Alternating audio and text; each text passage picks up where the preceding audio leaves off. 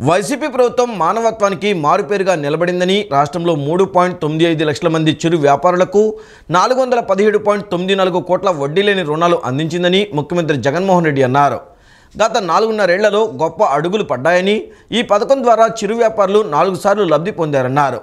చిరు వ్యాపారులకు ఈ పథకంతో ఎంతో మేలు జరిగిందని, ఈ పథకం ద్వారా లబ్ధి పొందే వారిలో దాదాపు 87% మహిళలే ఉన్నారని చెప్పారు. ఇది మరో మహిళా సాధికారతకు నిదర్శనమని తెలియజేశారు.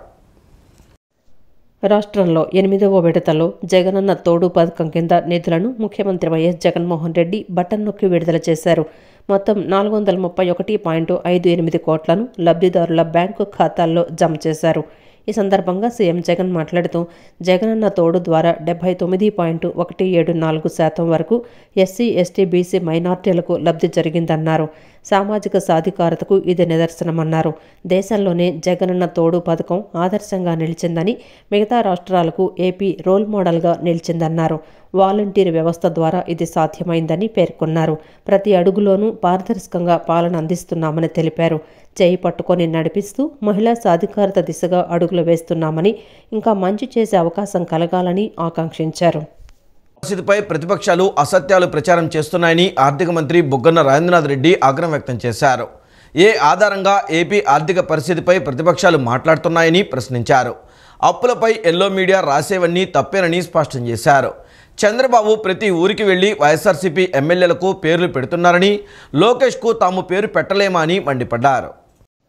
ఆర్థిక మంత్రి బుగ్గన రాజేంద్రనాథ్ సచివాలయంలో మీడియా సమావేశం నిర్వహించారు. సమావేశంలో ఆయన మాట్లాడుతూ, 5 ఏళ్ల టీడీపీ ప్రభుత్వ పాలనలో అప్పు 22% పెరిగిందన్నారు. టీడీపీ హయాంలో 2,71,797 కోట్లు అప్పులు చేశారని, వైఎస్ఆర్సీపీ ప్రభుత్వంలో 4.5 ఏళ్లలో 12% మాత్రమే అప్పులు చేయటం జరిగిందన్నారు. ఏపీ ఆర్థిక పరిస్థితిపై ప్రతిపక్షాలు, ఎల్లో మీడియా అసత్య ప్రచారం చేస్తున్నాయని మండిపడ్డారు. 13 లక్షల కోట్లు అప్పు చేశామని చంద్రబాబు చెప్తున్నారని అన్నారు. అప్పులపై నోటికి ఎంతొస్తే అంత మాట్లాడుతున్నారని, ఏ ఆధారంగా ఏపీ ఆర్థిక పరిస్థితిపై మాట్లాడుతున్నారని నిలదీశారు. చంద్రబాబు హయాంలో రెవెన్యూ 6% కాగా, వైఎస్ఆర్సీపీ ప్రభుత్వంలో 16.7% రెవెన్యూ రాబడి వచ్చిందన్నారు. రాష్ట్రంలో అన్ని పార్టీలతో చంద్రబాబు దోస్తీ చేస్తున్నారని అన్నారు. పోలవరం ప్రాజెక్టు పూర్తి చేయడానికి వైఎస్ఆర్సీపీ ప్రభుత్వం ప్రయత్నం చేస్తోందన్నారు. కేంద్రం నుండి మన వాటా నిధులు తాము సాధిస్తున్నామన్నారు. రాష్ట్రానికి ఇబ్బంది కలిగించే నిర్ణయాలు చంద్రబాబు తీసుకున్నారని ధ్వజమెత్తారు. ఇంకోరు అప్పులు తెచ్చిన 7,34,00,000 కోట్లు ఏమైనాయి మళ్ళీ వాళ్ళే, అంటే వాళ్ళు కూడా డిసైడ్ చేసుకోలేకుండా ఉన్నారు. ఇప్పుడు చంద్రబాబు నాయుడు గారు ఒక మాజీ ముఖ్యమంత్రి, మాజీ ఫైనాన్స్ మినిస్టరు, ఏం బేసిస్ మీద మీరు 13 లక్షలు అంటున్నారు? యనమల రామకృష్ణుడు గారు సుదీర్ఘమైన కాలం ఫైనాన్స్ మినిస్టర్గా పనిచేశారు. ఏం బేసిస్ మీద మీరు అంటున్నారు? సరే, మిగతా వాళ్ళంటే ఫ్రెష్గా వచ్చిండొచ్చునండి, ఫ్రెషర్స్ ఎవరన్నా అట్లా చెప్పిండొచ్చు, నేను దాన్ని డిస్కౌంట్ ఇస్తున్నాను. ఇక్కడ అండి లాస్ట్ టైము నేను చెప్పడం జరిగిందనమాట. ఏమని? అవును, రాష్ట్ర పరిపాలన సక్రమంగా జరిగినాయి, ఆదాయాలు పెరిగినాయి, కానీ కోవిడ్ వలన ఎన్నో ఇబ్బందులు వచ్చినాయి, పెరగవలసినంత ఆదాయాలు పెరగలేదు, అయినా కూడా మీ పరిపాలన కంటే కూడా బాగా ఆదాయాలు పెరిగినాయి. ఇవన్నీ నేను విత్ ఫిగర్స్ ఇచ్చినాను. ఏం ఫిగర్స్ ఇచ్చినాను నేను? All figures are quoted from documents. ఏ డాక్యుమెంట్స్? కేంద్ర ప్రభుత్వానికి సంబంధించిన డాక్యుమెంట్స్ నుంచి, సిఏజీ నుంచి, ఆర్బీఐ నుంచి. మరి అదేవిధంగా నేను కోట్ చేసేదే కాకుండా పలుసార్లు తెలుగుదేశం పార్టీకి సంబంధించిన పార్లమెంట్ సభ్యులు ప్రశ్నలు వేయగా అధికారికంగా కేంద్ర ఆర్థిక శాఖ, కేంద్ర ఆర్థిక మినిస్టర్ ఆఫ్ స్టేట్ వాళ్ళు, వీళ్ళందరూ కూడా ఇవ్వడం జరిగింది పార్లమెంట్లో. అయినా కూడా 13 లక్షలు, 10 లక్షలు, ఈవెన్ మీడియా కూడా చాలా అన్యాయం అండి ఇది. అంటే ఏదైనా కానీ ఒక ఆరోపణ చేసినప్పుడు ఆ ఆరోపణ పొలిటికల్గా చేయడము, తప్పుడు ఆరోపణ చేయడం తప్పు, కానీ తప్పుడు ఆరోపణ చేసినప్పుడు మీడియా మాత్రం అది యాక్చువల్గా క్లారిఫై చేసుకొని ఇది ఫ్యాక్చువల్లా కాదా అని చూడాల్సిన బాధ్యత ఉందా లేదా? సీఎం జగన్ తనపై ఉన్న కేసుల విచారణకు సహకరించి నిర్దోషిత్వాన్ని నిరూపించుకోవాలని మాజీ మంత్రి ఆలపాటి రాజా సవాల్ విసిరారు. న్యాయశాస్త్రంలోని లొసుగులను అడ్డం పెట్టుకుని చంద్రబాబుపై కేసులు పెట్టారని ధ్వజమెత్తారు. ప్రతిపక్ష నేతపై అక్రమ కేసులు బనాయించి నిర్బంధం చేయడం దారుణమని వ్యాఖ్యానించారు. అధికారం ఉందని ప్రభుత్వ నిధులు దుర్వినియోగం చేస్తుంటే ప్రజలు చూస్తూ ఊరుకోరని పేర్కొన్నారు. అధికారం అడ్డుగా పెట్టుకొని ఉద్యోగులను ప్రతిపక్ష నేతలను ఏ విధంగా ఇబ్బందులు పెడుతున్నారో ప్రజలందరూ గమనిస్తున్నారని ఉద్ఘాటించారు. ఎక్కడ సహజ వనరులు ఉంటే అక్కడ వైసీపీ నేతలు ఉంటారని మాజీ మంత్రి ఆలపాటి రాజా వ్యాఖ్యానించారు. మంగళగిరిలో టీడీపీ జిల్లా కార్యాలయంలో నిర్వహించిన విలేకరుల సమావేశంలో ఆయన మాట్లాడుతూ అధికార పార్టీలో 150 మంది ఎమ్మెల్యేలు ఉన్నారే కానీ ఏం సాధించారని ప్రశ్నించారు.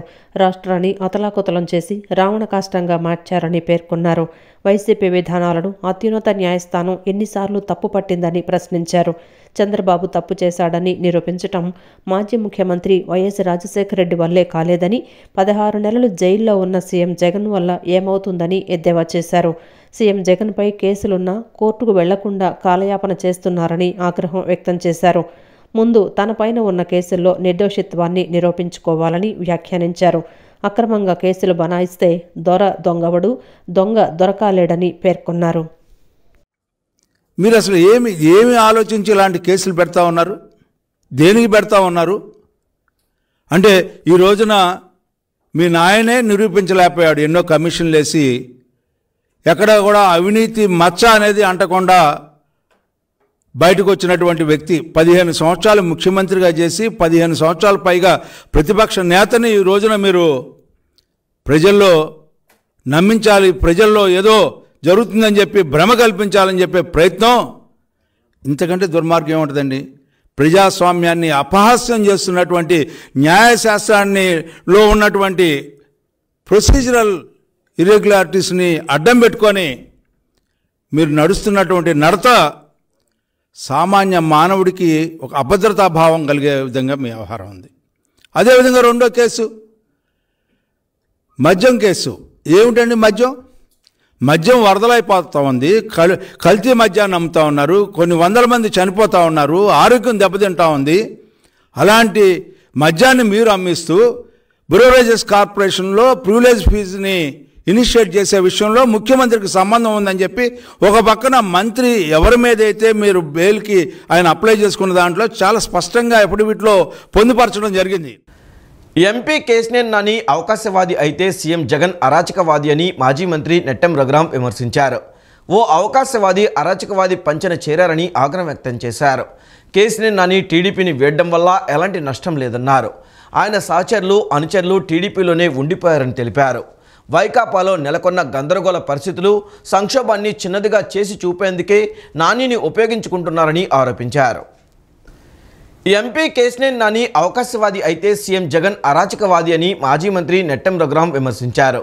ఓ అవకాశవాది అరాచకవాది పంచన చేరారని ఆగ్రహం వ్యక్తం చేశారు. కేశినేని నాని టీడీపీని వేయడం వల్ల ఎలాంటి నష్టం లేదన్నారు. ఆయన సహచరులు అనుచరులు టీడీపీలోనే ఉండిపోయారని తెలిపారు. వైకాపాలో నెలకొన్న గందరగోళ పరిస్థితులు సంక్షోభాన్ని చిన్నదిగా చూసే మాజీ మంత్రి నెట్టెం రఘురాం మంగళగిరిలో టీడీపీ కార్యాలయంలో విలేకరుల సమావేశం నిర్వహించారు. సమావేశంలో ఆయన మాట్లాడుతూ ఓ అండర్స్టాండింగ్తోనే కేశినేని నాని జగన్ వద్దకు చేరారని చెప్పారు. 2019 తర్వాత కేశినేని నాని తీరు పార్టీకి ఇబ్బందికరంగా మారిందన్నారు. తానే అధిష్టానం అనే రీతిలో కేశినేని నాని వ్యవహరించారని మండిపడ్డారు. కీలక సమయాల్లో కేశినేని నాని పార్టీకి దూరంగా ఉన్నారన్నారు. మహానాడు కార్యక్రమాలకు హాజరు కాలేదని నెట్టెం రఘురాం చెప్పారు. తాను అన్నింటికీ అతీతుడననే రీతిలో కేశినేని నాని వ్యవహరించారన్నారు. చాలా కాలం కేశినేని నాని విషయంలో పార్టీ ఉదారంగా వ్యవహరించిందని తెలిపారు. కేశినేని నానిని పార్టీ ఎప్పుడు గౌరవిస్తూనే ఉందన్నారు. 2 సార్లు టికెట్ ఇచ్చిన చంద్రబాబుపై విమర్శల, పార్టీ కోసం పనిచేస్తున్న యువనేత లోకేష్పై నిందల అని ప్రశ్నించారు. టికెట్టు ఇవ్వడం లేదని చంద్రబాబు కేశినేని నానికి చెప్పలేదన్నారు. పార్టీని వీడి వెళ్లిన తర్వాత తన పరిస్థితి ఏంటనేది కేశినేని నానికి భవిష్యత్తులో తెలుస్తుందన్నారు. పార్టీని వీడి వైసీపీలోకి వెళ్తే ఓట్లన్నీ వచ్చేస్తాయని అనుకోవటం అవివేకమని ఎద్దేవా చేశారు. అధికార కార్యక్రమాల్లో పాల్గొంటూ వైసీపీ ఎమ్మెల్యేలతో కలిసి వెళ్లడం, వాళ్లని పొగడడం వంటివి చేశారని, అప్పటి నుంచి కేశినేని నానిపై పలు అనుమానాలు మొదలయ్యాయని, నాని వెంట ఎవరూ వెళ్లడం లేదని నెట్టెం రఘురాం పేర్కొన్నారు. 10 ఏళ్ల పాటు గౌరవప్రదమైన లోక్సభ సభ్యత్వాన్ని చంద్రబాబు గారు కల్పిస్తే ఇప్పుడు ఆయన ఒక అవకాశవాదంతో ఒక అరాచక వ్యక్తి దగ్గరికి వెళ్ళిపోయారు. అంటే అరాచకవాది అవకాశవాది కలిస్తే అది ఎలా ఉంటుంది అనే దానికి మరి మన అందరం కూడా ఆలోచన చేయవచ్చు. స్థానిక నాయకత్వం సమన్వయం కుదరలేదు ఆయనకి. అది మళ్ళా రేపటి ఎన్నికల్లో ఆయనకి అది మరి ఏ రకంగానూ ఆయన బాధ్యతని ఆ సమన్వయాన్ని చేసుకోలేకపోతాను అనేటటువంటి ఉద్దేశంతోనే పార్టీని వీడినట్లుగా కల్పిస్తుంది తప్ప ఎక్కడా కూడా పార్టీ ఆయన్ని ఇప్పటి వరకు కూడా మరి తను పార్టీ దూరంగా పెట్టినటువంటి పరిస్థితి ఏం లేదు. ఎప్పుడు మనం చూసినా చంద్రబాబు గారు ఏ సందర్భాన్ని అయినా కూడా ఆయన ఢిల్లీ పోయినా లేకపోతే ఇక్కడ ఏదైనా మరి సందర్భం ఉన్నా ఆయన్ని గౌరవంగానే పిలవటం అనేది జరుగుతూ ఉంది. ఆయన కూడా ఆయా సందర్భాల్లో అటెండ్ అవుతూనే ఉన్నారు. కానీ మళ్ళీ బయటికి వెళ్ళి మరొక రకంగా ప్రవర్తిస్తూ ఉన్నటువంటిది పార్టీ గమనించే మరి ఏమైనా సరే దీన్ని మనం ఏ రకంగా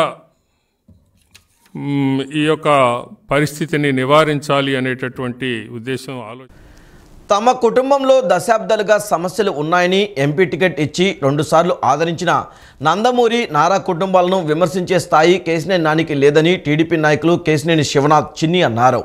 అమరావతిని సర్వనాశనం చేసిన జగన్ చెంతకు ఆయన చేరడాన్ని విజయవాడ ప్రజలు హర్షించారన్నారు. చంద్రబాబు పెట్టిన రాజకీయ భిక్షను మర్చి మాట్లాడడం తగదని తెలిపారు. ఆయన వెంట ఒక్క టీడీపీ కార్యకర్త రారన్నారు. విజయవాడ మొగల్రాజ్పురంలోని కేశినేని శివనాథ్ చిన్ని కార్యాలయానికి పార్టీ శ్రేణులు భారీగా తరలివచ్చారు. పార్టీ అభిమానులు, పార్టీ నాయకులు, కార్యకర్తలు, మత పెద్దలు కూడా కేశినేని చిన్నిని కలిసి పుష్పగుచ్చాలు అందచేసి శాలువాలు కప్పి పార్టీ గెలుపు కోసం మీతో కలిసి పనిచేస్తామన్నారు. కేశినేని నాని జగన్ను కలవక ముందు వరకు ఆయన వెంట ఉన్న పార్టీ నాయకులు సైతం నాని వైసీపీలో చేరడంతో చిన్ని వద్దకు వచ్చి కలిశారు.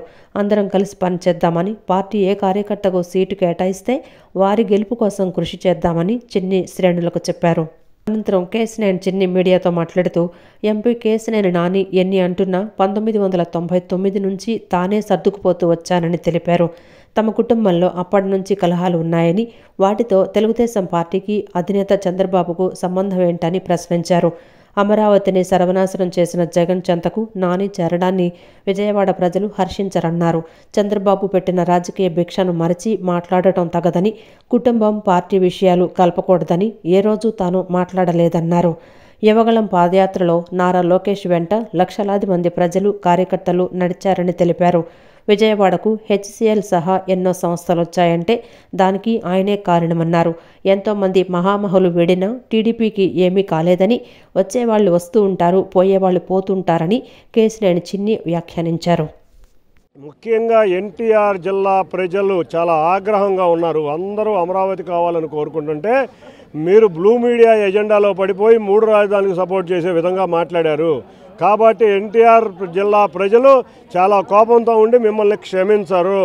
కాబట్టి ఆ వ్యాఖ్యలు ఉపసంహరించుకోవాలి.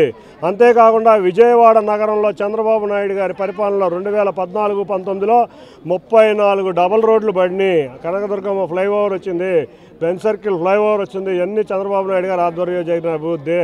ఒక్క తట్టెడు మట్టి కూడా రోడ్ల మీద వేయలేని ప్రభుత్వం అభివృద్ధి చేస్తుందంటే మీ యొక్క అవివేకం, మీ యొక్క దుర్బుద్ధి. మీరు వైసీపీ ట్రాప్లో పడి ఏదో విమర్శించి నేను కూడా ఒక కడాలి నాని వంశీ అవుదాం అనుకుంటే దురదృష్టకరం. మీరు రేవంత్ రెడ్డి గారిని, సీతక్కని చూసి నేర్చుకోండి. వారు బయటకు వెళ్ళినా నాయకుడిని విమర్శించలేదు కాబట్టి మళ్ళీ ఉన్నత పదవులు పొందారు. ఈ నెల 19వ తేదీన ముఖ్యమంత్రి YS Jaganmohan Reddy doctor BR Ambedkar స్మృతివనం ప్రారంభిస్తారని మున్సిపల్ శాఖ స్పెషల్ చీఫ్ సెక్రటరీ శ్రీలక్ష్మి తెలిపారు. 400 కోట్ల మేర నిధులతో 9 నెలల క్రితం ప్రాజెక్టును ప్రారంభించామని, రికార్డు సమయంలో ప్రాజెక్టును పూర్తి చేస్తున్నామని అన్నారు. Lighting, painting, mini theatre, museum, skylighting, ఫౌంటైన్లు వంటి వాటిని ఏర్పాటు చేసి సుందరంగా తీర్చిదిద్దామన్నారు. విజయవాడ స్వరాజ్య మైదానంలో అత్యంత సుందరంగా నిర్మాణం అవుతున్న డాక్టర్ బిఆర్ అంబేద్కర్ స్మృతి వనం పనులను మున్సిపల్ శాఖ స్పెషల్ చీఫ్ సెక్రటరీ శ్రీలక్ష్మి పరిశీలించారు. అక్కడ జరుగుతున్న పనులను పరిశీలించి పెండింగ్లో ఉన్న మిగతా పనులను వేగంగా పూర్తి చేయాలని సంబంధిత అధికారులకు ఆదేశాలు జారీ చేశారు. అనంతరం ఆమె మీడియాతో మాట్లాడుతూ ఈ నెల 19వ తేదీన ముఖ్యమంత్రి వైఎస్ జగన్మోహన్ రెడ్డి చేతుల మీదుగా ప్రారంభోత్సవం ఉంటుందని వెల్లడించారు. 6 గంటల ప్రాంతంలో సీఎం జగన్ విగ్రహాన్ని ఆవిష్కరిస్తారని, అనంతరం సభ ఉంటుందని తెలిపారు. 400 కోట్ల మేర నిధులతో 9 నెలల క్రితం ప్రాజెక్టును ప్రారంభించామని, రికార్డు సమయంలో ప్రాజెక్టును పూర్తి చేస్తున్నామని అన్నారు.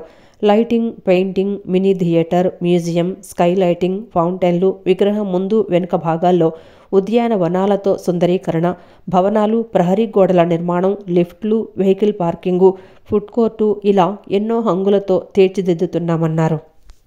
గౌరవనీయులైన ముఖ్యమంత్రి గారు ఈ స్టాచ్యూ, ఈ ప్రాజెక్ట్ని ఇనాగ్రేట్ చేయబోతున్నారు. ముందు పబ్లిక్ మీటింగ్ ఉంటుంది, తర్వాత ఇక్కడికి వచ్చి స్టాచ్యూ ఇనాగ్రేట్ చేస్తారు. దానికి సంబంధించిన ప్రోగ్రామ్స్ అన్నీ జరుగుతాయి ఆ రోజు. సో ఈ 400 చిల్లర ప్రాజెక్ట్ని చేపట్టింది 9 నెలల క్రితము. ఈ ప్రాజెక్ట్లోకి మా డిపార్ట్మెంటు అట్లాగే మా ఆఫీసర్స్ అందరూ ఈ ప్రాజెక్ట్ని మొదలుపెట్టి రికార్డ్ టైంలో పూర్తి చేశాము. ఇక్కడ మీరు చూసే ఉంటారు, మ్యూరల్స్ అన్నీ పెట్టాము, అట్లాగే మినీ థియేటర్ పెట్టాము, అంబేద్కర్ ఎక్స్పీరియన్స్ సెంటర్ పెట్టాము, తర్వాత గార్డెన్స్, ఫౌంటైన్స్, మ్యూజికల్ ఫౌంటైన్ పెట్టాము, లిఫ్ట్స్ పెట్టి పైన బాబాసాహెబ్ అంబేద్కర్ గారి పాదాల దాకా తీసుకెళ్లే లిఫ్ట్స్ కూడా పెట్టాము. ఇవన్నీ ఇప్పుడు పబ్లిక్కి ఓపెన్ కాదండి, will be opening it on 19th. So గౌరవనీయ ముఖ్యమంత్రి గారు వస్తారు. సో ఈ స్టాచ్యూ ఇనాగ్రేషన్ ముందు చేస్తారు, తర్వాత మ్యూరల్స్ చూసిన తర్వాత ప్లేక్ ఇనాగ్రేషన్ చేస్తారు, థియేటర్ ఇనాగ్రేషన్ చేస్తారు, అంబేద్కర్ ఇన్మర్షన్ సెంటర్ ఇనాగ్రేషన్ చేస్తారు. అక్కడ పాదాల దాకా తీసుకెళ్తామండి, ఫ్లవర్ పెటల్స్ వేస్తారు. తర్వాత కిందకు వచ్చి different shows, laser show, drone show, fire works అన్నీ చేస్తాము. అవన్నీ ఆయన చూసి ఇనాగ్రేషన్ చేస్తారు. Vijayawada division railway manager Narendra A పాటిల్తో రాష్ట్ర ప్లానింగ్ బోర్డు ఉపాధ్యక్షులు, central MLA Malladi Vishnu DRM కార్యాలయంలో భేటీ అయ్యారు. సెంట్రల్ నియోజకవర్గ పరిధిలో రైల్వే పనులపై సుదీర్ఘంగా చర్చించారు. ప్రధానంగా శ్రీనగర్ కాలనీలో రైల్వే శాఖ కట్టిన గోడల వల్ల కాలనీవాసులు తీవ్ర ఇబ్బందులకు గురవుతున్నట్లు ఎమ్మెల్యే డిఆర్ఎం దృష్టికి తీసుకువెళ్లారు. గుణదల, వాంబే కాలనీలలో గతిశక్తి ప్రాజెక్టు కింద చేపట్టాల్సి ఉన్న రైల్వే ఓవర్ బ్రిడ్జిల నిర్మాణాలకు సంబంధించి అనుమతులు త్వరితగతిన వెలువడేలా చొరవ చూపాలని కోరారు. Vijayawada divisional railway manager Narendra A పాటిల్తో రాష్ట్ర ప్లానింగ్ బోర్డు ఉపాధ్యక్షులు, central MLA Malladi Vishnu DRM కార్యాలయంలో భేటీ అయ్యారు. సెంట్రల్ నియోజకవర్గ పరిధిలో రైల్వే పనులపై చర్చించారు. ప్రధానంగా శ్రీనగర్ కాలనీలో రైల్వే శాఖ కట్టిన గోడల వల్ల కాలనీవాసులు తీవ్ర ఇబ్బందులకు గురవుతున్నట్లు ఎమ్మెల్యే డిఆర్ఎం దృష్టికి తీసుకువెళ్లారు. విద్యార్థులు, ఉద్యోగులు అత్యవసరంగా బయటకు వెళ్లేవారు బీఆర్టీఎస్ రోడ్డుకు వెళ్లాలంటే చుట్టూ తిరిగి వెళ్లాల్సి వస్తోందని తెలిపారు.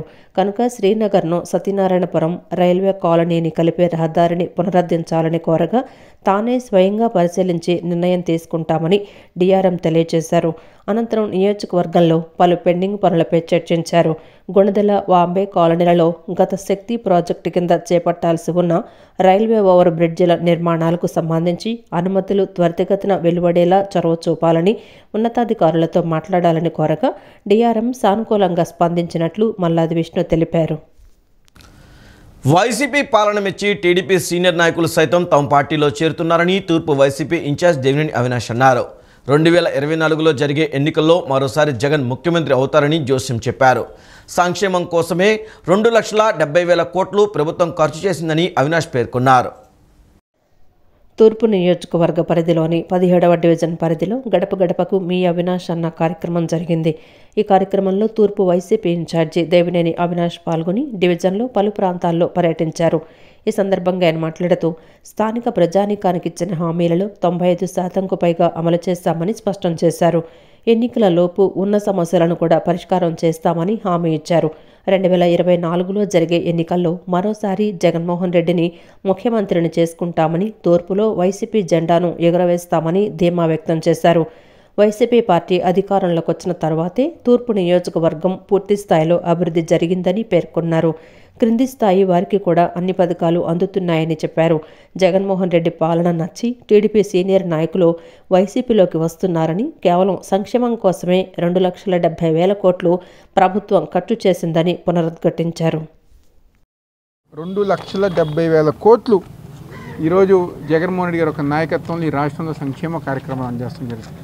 ఈరోజు అన్ని మంచి కార్యక్రమాలు చేసిన ముఖ్యమంత్రి గారి నాయకత్వంలో ఈరోజు నిన్న ఆయనతో గారు సమావేశమై చంద్రబాబు చేసే మోసాలు ప్రజానికాన్ని కానివ్వండి, ప్రభుత్వాన్ని కానివ్వండి, చివరికి అతన్ని నమ్ముకున్న నాయకులను గారు మోసం చేసే తత్వం ఈరోజు చంద్రబాబు నాయుడు. ఈరోజు ఆయన బయటికి వచ్చి గారు జరిగిన అన్యాయం నమ్మితే ఏ విధంగా మోసం చేశారో అని చెప్పని ఈరోజు వాళ్ళ పార్టీ నాయకులే చెప్పుతున్నారు. ఎందుకంటే ఈరోజు వైఎస్ఆర్ కాంగ్రెస్ పార్టీ నుంచి ఒకటో అర వెళ్ళిన వాళ్ళందరూ గారా అవుట్డేటెడ్ పొలిటీషియన్స్ అయిపోయారు. కానీ ఈరోజు తెలుగుదేశం పార్టీలో గెలిచిన 3 ఎంపీల్లో విజయవాడ నగరానికి సంబంధించిన ఎంపీ కేశినేని నాని గారు స్వయాన ఆయనే బయటికి వచ్చి జగన్మోహన్ రెడ్డి గారు ఒక పాలన, గత ప్రభుత్వంలో చంద్రబాబు చేసిన మోసాలు వివరిస్తున్నారంటే ఈరోజు ఏది నిజం అనేది ఒకసారి తెలుగుదేశం పార్టీ వాళ్ళు అందరూ ఆలోచించాలి.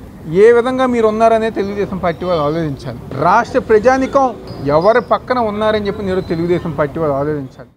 అంగన్వాడీ మహిళలను పండుగలకు దూరం చేసిన ముఖ్యమంత్రి జగన్మోహన్ రెడ్డికి మహిళల ఉసురు తగలక మానదని ఏఐటీయూసీ మహిళా నాయకులు పేర్కొన్నారు. అంగన్వాడీలు 1,00,000 మంది మాత్రమే కాదు, వీరికి రాష్ట్రంలోని కార్మిక వర్గం అంతా తోడుగా ఉందన్నారు. రాష్ట్ర ప్రభుత్వం అంగన్వాడీలను చర్చలకు పిలిచి సమస్యలను పరిష్కరించకపోతే తగిన మూల్యం చెల్లించుకోవాల్సి ఉంటుందన్నారు. గాంధీనగర్లోని ధర్నా చౌక్లో అంగన్వాడీల సమ్మె కొనసాగుతోంది. దీక్షా శిబిరంలో ఏఐటీయూసీ మహిళా నాయకులు పాల్గొని వారికి సంఘీభావం తెలిపారు. ఈ సందర్భంగా వారు మాట్లాడుతూ ప్రభుత్వం తమ సమస్యలను పరిష్కరించడం లేదని, అంగన్వాడీ మహిళలను పండుగలకు దూరం చేసిందన్నారు. క్రిస్మస్ పండుగ రోజున ఇళ్లకు దూరంగా అంగన్వాడీలు సమ్మె టెంట్లలోనే గడిపారని, జనవరి 1న కూడా అక్కడే ఉన్నారని చెప్పారు. సంక్రాంతి పండుగలోపు పరిష్కరించకుంటే భోగి మంటల్లో ఎస్మా జీవో ప్రతులను దానం చేస్తామని, సంక్రాంతి కనుమ పండుగలు ఇక్కడే జరుపుకుంటామని అన్నారు. మహిళలకు పండుగలకు అవినాభావ సంబంధం ఉంటుందని తెలిపారు. అంగన్వాడీ మహిళలను పండుగలకు దూరం చేసి దీక్షా శిబిరాల్లోనే ఉండేలా చేసిన జగన్మోహన్ రెడ్డికి మహిళల ఉసురు తగులుతుందన్నారు. అంగన్వాడీలు 1,00,000 మంది మాత్రమే కాదు, వీరికి రాష్ట్రంలోని కార్మిక వర్గం అంతా తోడుగా ఉందన్నారు.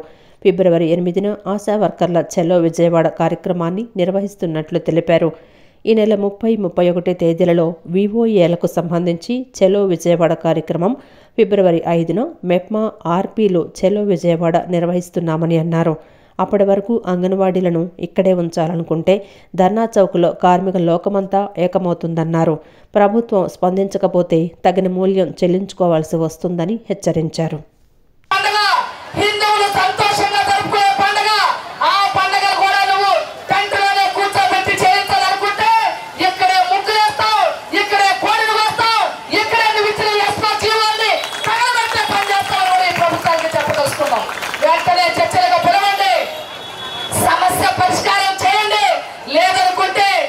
ఉసురు తగలక మీకు తప్పదు.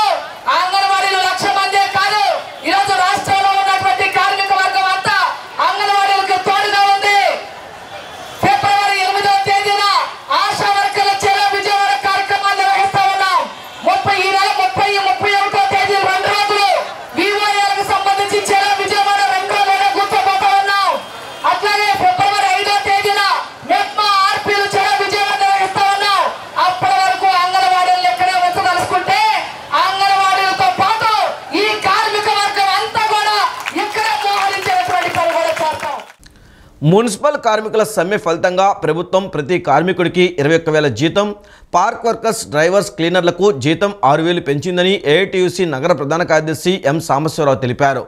Skill, semi skill, high skill పరిశీలన చేసి విభజన చేస్తామని హామీ ఇచ్చిందన్నారు. 9 మందితో కమిటీ ఏర్పాటు చేసిందని, గజెట్ ఈ రోజు సాయంత్రానికి విడుదల చేస్తారని తెలిపారు. ప్రజల అసౌకర్యాన్ని దృష్టిలో పెట్టుకుని తాత్కాలికంగా సమ్మె విరమించామని, ప్రభుత్వం అమలు చేయకపోతే మళ్లీ సమ్మెలోకి వెళ్తామన్నారు. ఏఐటీయూసీ విజయవాడ నగర కౌన్సిల్ ఆధ్వర్యంలో హనుమాన్పేటలోని దాసరి భవన్లో విలేకరుల సమావేశం నిర్వహించారు. సమావేశంలో ఏఐటీయూసీ నగర ప్రధాన కార్యదర్శి ఎం సాంబశివరావు మాట్లాడుతూ ప్రభుత్వంతో నిన్న జరిగిన చర్చలు సఫలమయ్యాయని అన్నారు. ప్రతి కార్మికుడికి 21,000 జీతం ఇస్తామని, పార్క్ వర్కర్స్, డ్రైవర్స్, క్లీనర్స్కు జీతం 6,000 పెంచిందని అన్నారు. Skill, semi skill, high skill పరిశీలన చేసి విభజన చేస్తామని హామీ ఇచ్చిందని, 9 మందితో కమిటీ ఏర్పాటు చేసిందన్నారు. గజెట్ ఈ రోజు సాయంత్రానికి విడుదల చేయనున్నారని వెల్లడించారు. ప్రతి కార్మికుడికి యూనిఫామ్, పదవీ విరమణ సమయంలో 75,000 రూపాయలు ఇచ్చేలా, సంక్రాంతి పండుగ సందర్భంగా 1,000 రూపాయలు చెల్లించేలా ప్రభుత్వం హామీ ఇచ్చిందన్నారు.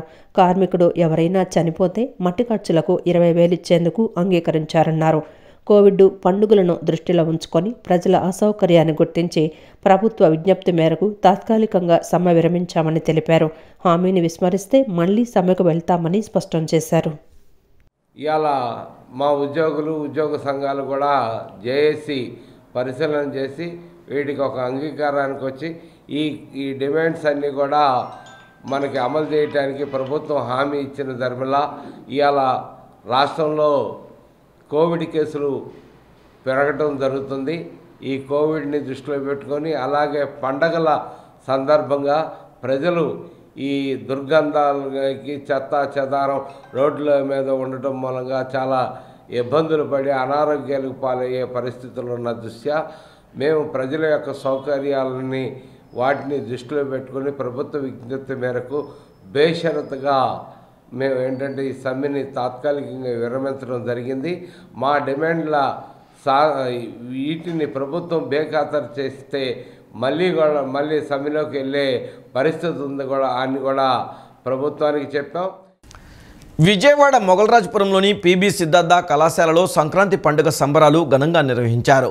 సాంప్రదాయ వస్త్రధారణలో విద్యార్థులు సందడి చేశారు. అందమైన రంగవల్లులు తీర్చిదిద్ది గొబ్బెమ్మలు పెట్టారు. భోగి మంటలు వేసి వాటి చుట్టూ ఆడిపాడారు. గాలిపటాలు ఎగరవేశారు. పిండి వంటలు తయారు చేశారు. బొమ్మల కొలువు పెట్టారు. గ్రామీణ వాతావరణాన్ని తలపించేలా సంక్రాంతి పండుగకు ముందస్తు సంబరాలు జరుపుకున్నారు. మొగల్రాజ్పురంలోని పీబీ సిద్ధార్థ కళాశాలలో సంక్రాంతి సంబరాలు ఘనంగా జరుపుకున్నారు. పల్లె వాతావరణాన్ని తలపించేలా కళాశాల ప్రాంగణాన్ని తీర్చిదిద్దారు. ప్రతిరోజు ఏకరూప దుస్తుల్లో కనిపించే విద్యార్థులు తెలుగింటి సాంప్రదాయం ఉట్టిపడేలా లంగావోణి చీరలు ధరించి అందంగా ముస్తాబై సంబరాల్లో పాల్గొన్నారు. విద్యార్థులకు రంగవల్లుల పోటీలు నిర్వహించారు. విద్యార్థులు ఈ పోటీల్లో ఉత్సాహంగా పాల్గొన్నారు. తామేమీ తక్కువ కాదంటూ యువకులు సైతం ముగ్గుల పోటీల్లో పాల్గొని ముగ్గులు వేశారు. సంక్రాంతి పండుగ విశిష్టత తెలిపేలా సంక్రాంతి శోభ ఉట్టిపడేలా వివిధ రకాల రంగులు పూలతో అందమైన ముగ్గులు వేశారు. భోగి మంటల చుట్టూ కళాశాల విద్యార్థులు అధ్యాపకులు నృత్యాలు చేస్తూ సందడి చేశారు. యువకులకు గాలిపటాల పోటీలు పెట్టారు. అందమైన బొమ్మల కొలువు ఏర్పాటు చేశారు. విద్యార్థులకు నిర్వహించిన వంటల పోటీల్లో యువకులు పాల్గొని నోరూరించే వంటకాలు తయారు చేశారు. విద్యార్థులకు తెలుగమ్మాయి తెలుగు అబ్బాయిల పోటీలు నిర్వహించారు. గ్రామీణ వాతావరణాన్ని, పండుగ విశిష్టత, సంస్కృతి సాంప్రదాయాలు తెలియచేసేందుకు కళాశాలలో సంక్రాంతి సంబరాలు నిర్వహించినట్లు అధ్యాపకులు రోహిణి కుసుమ భద్రజ తెలిపారు. పీబీ సిద్ధార్థ కాలేజ్లో సంక్రాంతి సందర్భంగా ఈరోజు సంక్రాంతి సంబరాలు నిర్వహించడం జరిగింది. దీని యొక్క ముఖ్య ఉద్దేశం ఏంటంటే పిల్లల్లో గ్రామీణ వాతావరణానికి తెలియచేయాలని అనుకుంటున్నాము. వీళ్ళందరూ కూడా మొబైల్ ఫోన్స్లో పడిపోయి గ్రామీణ వాతావరణాన్ని మర్చిపోతున్నారు. రంగులంటే ఏంటి, రంగోలీ అంటే ఏంటి, వంటలు అంటే ఏంటి, ఇవన్నీ కూడా వాళ్ళకి తెలియటం లేదు.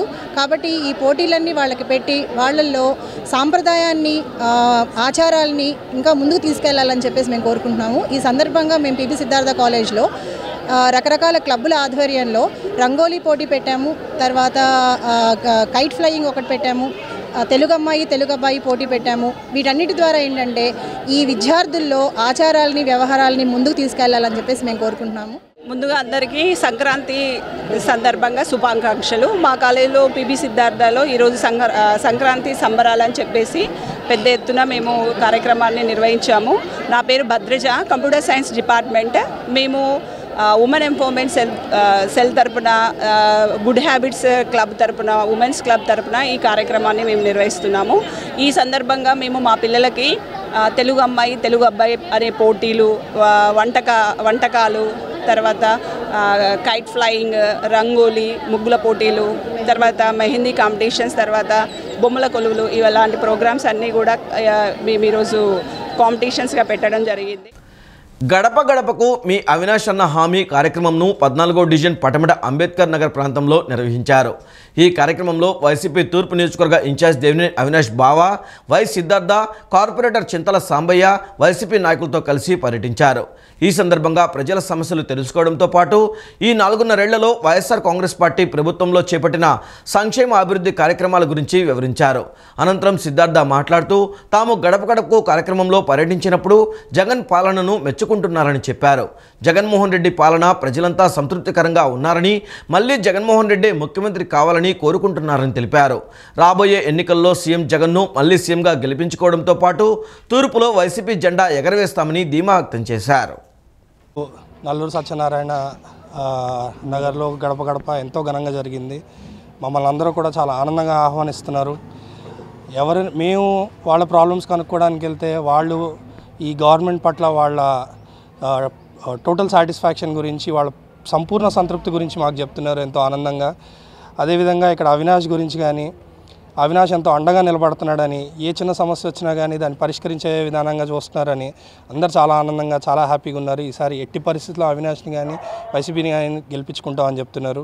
అదేవిధంగా మేమందరం కూడా అందరికీ ఎప్పుడు అందుబాటులోనే ఉంటామని చెప్తూ సెలవు తీసుకుంటాం. ప్రతి గుమ్మానికి కూడా హారతులు బట్టి మా ఇంటికి అమ్మ ఒడి వస్తుంది, అలాగే మాకు ఇళ్ల స్థలం వచ్చింది, ఆసరా పథకం వచ్చింది, చేయూత వచ్చింది, అందరూ వాహన మిత్ర వచ్చింది. ఇలాంటి పథకాలు ఏ ప్రభుత్వం చేయలేదు. మళ్ళీ జగన్మోహన్ రెడ్డి గారిని, అలాగే దేవినేని అవినాష్ గారు ప్రతి నిత్యం కూడా ప్రతి ఇంటికి కూడా ప్రతి గుమ్మానికి కూడా తిరిగే వ్యక్తి అవినాష్ గారు. అలాగే మా తూర్పు నియోజకవర్గానికి మంచి నాయకుడిని ఇచ్చిన జగన్మోహన్ రెడ్డి గారికి కృతజ్ఞతలు చెప్పుకుంటూ, అలాగే మా అవినాష్ గారు ఈ తూర్పు నియోజకవర్గంలో వైఎస్ఆర్ జెండా రెపరెపలాడిస్తామని సభాముఖంగా చెప్తూ సెలవు తీసుకుంటున్నాం. పిల్లలకు అన్ని రకాల వైద్య సేవలను ఒకే చోట అందించేలా లిటిల్ ఛాంప్స్ చిల్డ్రన్ క్లినిక్ను ప్రారంభించినట్లు పిల్లల వైద్య నిపుణురాలు డాక్టర్ అనుషా చలసాని తెలిపారు. వ్యాక్సినేషన్, ఓపీ సేవలు, well baby clinic, development clinic, adolescent clinic, nebulisation వంటి సేవలు అన్నీ ఇక్కడ అందుబాటులో ఉంటాయని చెప్పారు. మొగల్రాజ్పురంలోని లిటిల్ ఛాంప్స్ హాస్పిటల్లో పిల్లలకు ఆహ్లాదకరమైన వాతావరణంలో వైద్య సేవలను అందిస్తున్నారు. హాస్పిటల్ అనే భావన రాకుండా ఆసుపత్రి వాతావరణాన్ని పిల్లలకు నచ్చే విధంగా తీర్చిదిద్దారు. ఈ సందర్భంగా పిల్లల వైద్య నిపుణురాలు డాక్టర్ అనుషా చలసాని మాట్లాడుతూ క్లినిక్లో పిల్లలకు అన్ని సేవలు అందుబాటులో ఉంటాయన్నారు. వ్యాక్సినేషన్, ఓపీ సేవలు, well baby clinic, developmental clinic, adolescent clinic, nebulisation వంటి సేవలు ఆహ్లాదకర, స్నేహపూరిత వాతావరణాల్లో అందుబాటులో ఉంటాయని చెప్పారు. అందరూ ఈ అవకాశాన్ని సద్వినియోగం చేసుకోవాలని కోరారు. మేము ఇక్కడ మొగల్రాజ్పురంలో లిటిల్ ఛాంప్స్ చిల్డ్రన్స్ క్లినిక్ అనే క్లినిక్ని స్టార్ట్ చేశాము. ఈ క్లినిక్లో మేము పిల్లలకి సంబంధించిన అన్ని సదుపాయాలని అందజేస్తాము. అంటే well baby clinic, developmental clinic, adolescent clinic, vaccination services, nebulisation services, ఇట్లాంటి అన్ని అవసరాలకి సంబంధించిన అన్నీ ఇక్కడ అందుబాటులో ఉంటాయి. సో అందరూ ఈ అవకాశాన్ని సద్వినియోగం చేసుకుంటారని ఆశిస్తున్నాం. అనంతరం గ్యాస్ట్రోఎంట్రాలజిస్ట్ డాక్టర్ వీర అభినవ్ చింత మాట్లాడుతూ మొగల్రాజ్పురంలో నూతనంగా little champs children clinic, VR gastro and liver క్లినిక్ని ప్రారంభించామని అన్నారు. చిన్నపిల్లల కోసం ప్రత్యేకంగా డిజైన్ చేసి ప్లే ఏరియా ఏర్పాటు చేశామన్నారు. చిన్నపిల్లలతో పాటు పెద్దలకు జనరల్ సమస్యలు, గ్యాస్ట్రో, లివర్ సమస్యలు చూస్తామని, ల్యాబ్, ఫార్మసీ సదుపాయాలు కూడా ఉన్నాయన్నారు. ఇక్కడ మేము మొగల్రాజ్పురంలో నూతనంగా లిటిల్ ఛాంప్స్ చిల్డ్రన్ క్లినిక్ మరియు విఆర్ గ్యాస్ట్రో అండ్ లివర్ క్లినిక్ని స్టార్ట్ చేశాము. ఇక్కడ మీరు చూస్తుంది ఆ ప్రాంగణమే.